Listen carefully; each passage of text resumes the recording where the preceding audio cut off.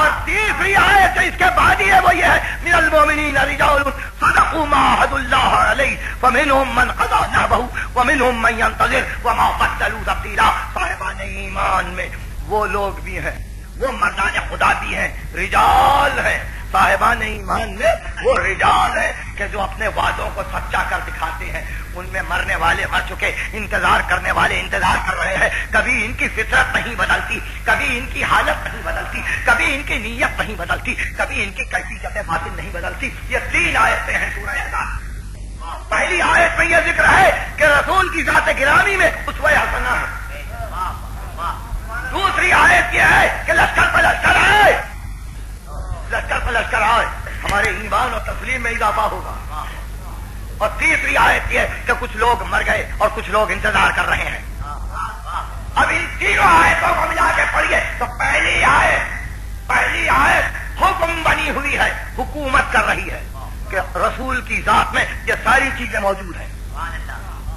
رسول کی ذات میں، رسول کے اسوہ حسنہ میں استقامت بھی ہے، قیام بھی ہے، بے خوف زندگی بھی ہے، لشکروں کو دیکھ کر سکون اور اطمینان کی کیفیت بھی ہے. رسول اور آپ کا رسول مسلمانوں کا رسول، ملت اسلامیہ کا رسول. ان کے متعلق کبھی کبھی یہ سوچا جاتا ہے کہ مدینے میں آئے تو طبیعت میں جارحیت آ گئی، اور مکے میں رہے تو خاموش رہے، صلح و جو رہے، کوئی لڑائی نہیں ہوئی، کوئی جھگڑا نہیں ہوا. یہ تصور قرآن کے اعتبار سے انتہائی غلط ہے، انتہائی غلط ہے. اس کی وجہ یہ ہے کہ قرآن میں 114 سورے ہیں، 114 سورے ہیں قرآن، اور اس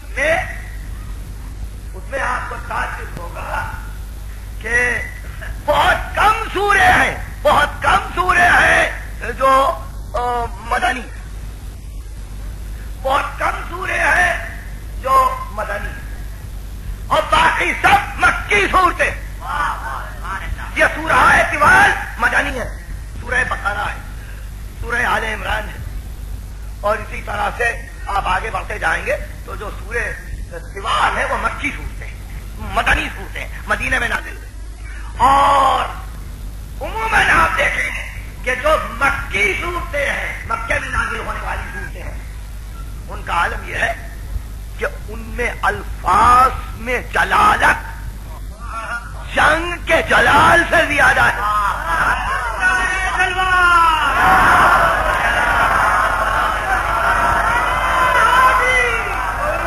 ان میں الفاظ میں جلالت، غصہ، جوش، دھمکیاں، تنبیہ مدنی صورتوں سے کہیں زیادہ. آپ اگر تجزیہ کرتے جائیں ان تمام صورتوں کا تو 2-3 صورتوں کا غور کیجیے.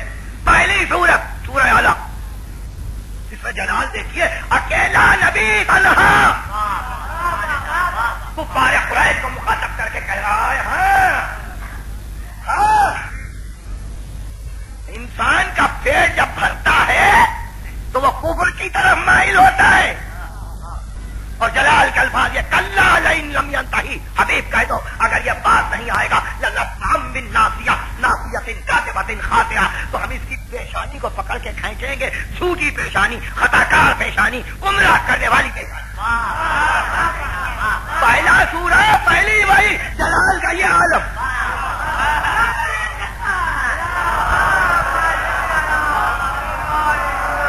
دوسری وحی نون و قلم، اور بے اختیار ارشاد ہوا کہ جس کو آپ نے محفوظ لکھی ہے اپنے دماغوں میں کہ خبردار ہے رسول، لا تطع كل افاک اثیم حماد مشاء بنمیم مناع للخیر معتد اثیم عتل بعد ذلک زنیم. پیغمبر بہتان تراشنے والے کی اطاعت نہ کرنا، گنہگار کی اطاعت نہ کرنا، حد سے آگے بڑھنے والے کی اطاعت نہ کرنا، پیغمبر نیکیوں میں مائل ہونے والے کی اطاعت نہ کرنا، اور پھر جس کا نسب صحیح نہ ہو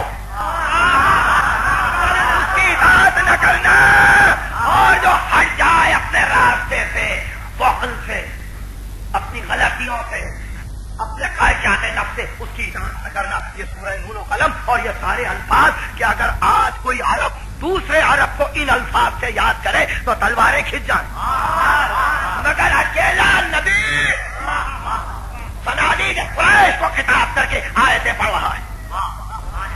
تیسری وہی سورہ مدثر، کلا والقمر واللیل اذا ادبر والصبح اذا اسفر انها لإحدى الكبر نذيرا للبشر لمن شاء منكم ان يتقدم او يتأخر كل نفس بما كسبت رهينة الا اصحاب اليمين في جنات يتساءلون عن المجرمين ما سلككم في سقر قالوا لم نكن من المصلين۔ یہ سلسلہ ہے آیتوں کا کہ جب سب جہنم میں چلے جائیں گے اور ان سے پوچھنے والے پوچھیں گے کہ تم کیوں آئے، تو کہا ہم نے نماز نہیں پڑھی تھی، ہم نے مسکین کو کھانا نہیں کھلایا تھا، اور کننا نخوض و مع الخائضین، اور ہم ہنسی اڑانے والوں کے ساتھ مل کر رسول کی ہنسی اڑایا کرتے تھے، رسول کی ہنسی اڑایا کرتے تھے۔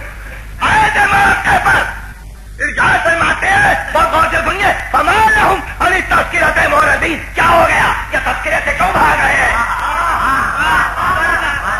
کیا ہو گیا، یہ تذکرے سے کیوں بھاگ رہے ہیں، کأنہم حمر مستنفرہ فرت من قسورہ، کیا یہ بھڑکے ہوئے گدھے ہیں جو ایک شیر سے بھاگ رہے ہیں۔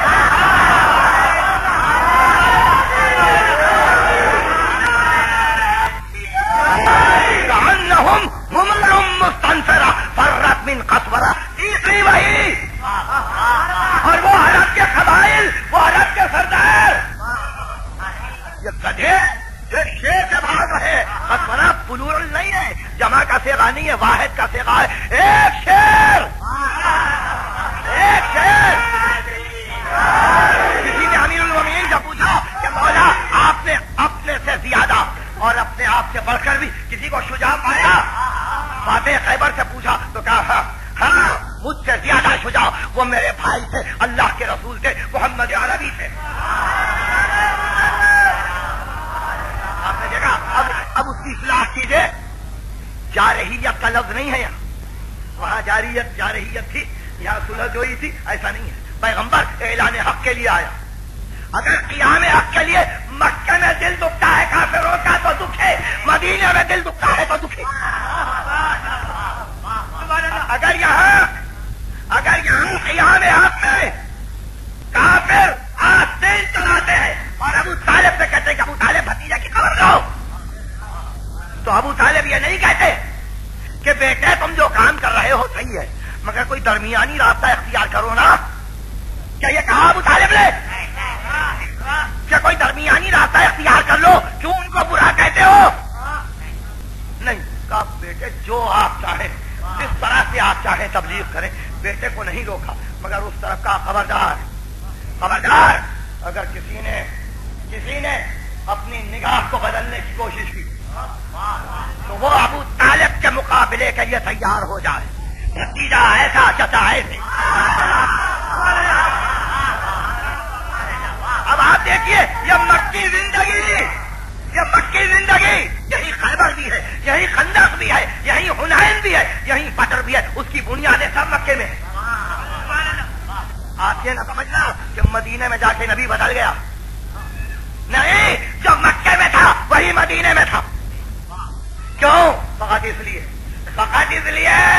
کہ پہلی مرتبہ تسلیم کی منزل پر ختمی مرتبہ نے اپنی گردن کو جھکایا تھا اور یہ کہا تھا کہ ان صلاتی و نسکی و محیایا و مماتی للہ رب العالمین بذالک امرت وانا اول المسلمین۔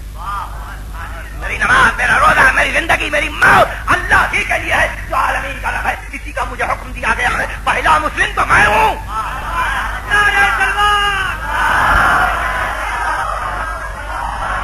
تسلیم کی منزل پر تو میں ہوں۔ تو آپ نے دیکھا کہ یہ وہ نبی ہے کہ جہاں وقت کے ساتھ کیفیت نہیں بدلتی، آغاز تسلیم، انجام تسلیم، مکے میں تسلیم، مدینے میں تسلیم، ہجرت کے موقع پہ تسلیم، اور پھر بدر ہو کہ احد، خیبر ہو کہ خندق، وہ حنین کی منزل ہو یا سورہ برات کی آیتوں کا لے جانا، تسلیم۔